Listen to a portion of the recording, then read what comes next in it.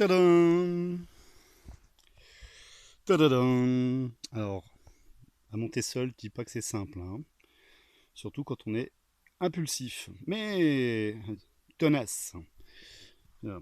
Là, sur ce coup-là, du coup, j'ai utilisé les vis proposées par le constructeur. J'ai posé aussi une vis dans le bois pour maintenir la structure, parce que si jamais il y a du vent cette nuit, que tout ne bascule pas. Sur le plan, il proposait de mettre d'abord ces quatre angles, mais comme je suis limité dans le temps, oups, la marche. Ce soir, j'en mets deux. Et puis, je vais mettre les baguettes qui vont à mi-hauteur de l'abri. Alors, comme je n'ai pas quatre bras et que je ne peux pas me dédoubler, ça sera encore vachement plus utile que d'avoir quatre bras. Je vais me servir de l'escabeau pour fixer les baguettes là, pour donner un petit peu de rigidité aux deux angles, en attendant que je reprenne le chantier. J'espère demain, si le temps est similaire. Là, il fait super beau, c'est sympa. Donc, voilà.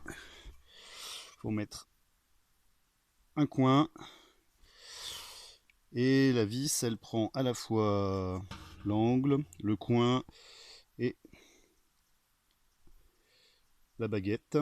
Donc ce sont des toutes petites vis qui vont là-dedans, auto-serrantes ou un truc dans le genre. Donc voilà, je vais essayer de faire ça comme ça. L'escabeau va me permettre de caler gentiment, parce que sinon la baguette, je peux pas la tenir à la fois ici et là-bas. La dernière fois que j'ai fait ça, ça m'a coûté un limbago. Et quand je dis un limbago, c'est 3 semaines de sciatique, 3 semaines de limbago, 3 semaines de sciatique. Donc voilà, maintenant on va arrêter les conneries. C'est con, hein, parce que moi ça me dérange pas de faire des numéros d'équilibriste. Mais mon squelette n'est plus d'accord. Bon, voilà, je vais essayer de faire ça. Puis après, je vais me faire une gamelle. J'ai faim.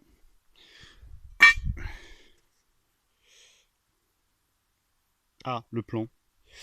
Le plan, pour dire que, en fait, franchement, je suis pas super fufute. Je suis un minimum pragmatique.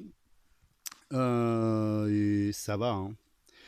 Tant que les étiquettes qui indiquent le numéro des pièces ne sont pas bouffées par les limaces ou l'humidité, ça va plutôt assez vite, hein, de sélectionner les pièces dans le tas de pièces et de les positionner correctement. Bon, franchement, j'ai eu des meubles bien plus simples à monter qui m'ont posé bien plus de problèmes dans le passé. Bon, faut avoir le bon matos, hein, le constructeur encourage à avoir un petit peu de matériel. Je sais plus où c'est. Tiens, c'est pas là. Pourquoi c'est pas là? Bon, je sais plus où c'est.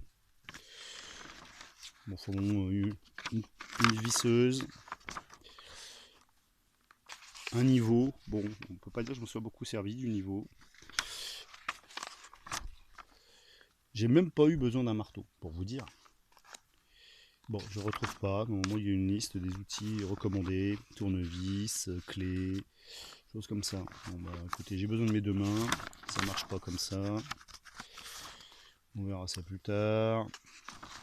C'est bizarre parce que j'étais persuadé que c'était là. Bon, du coup, on dirait que non.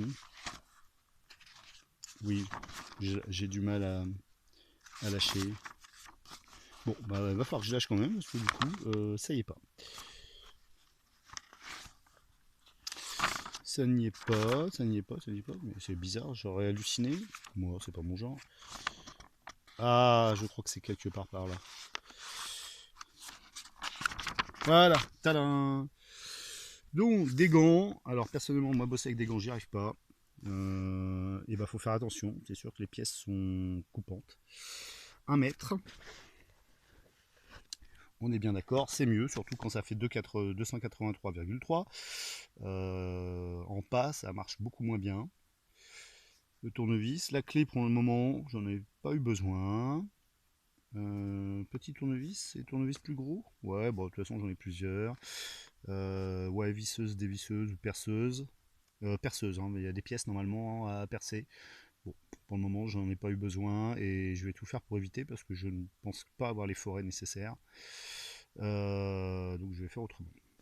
Pince, ouais, la pince pour le moment elle m'a surtout servi à déboîter les pièces les unes des autres euh, sans me couper.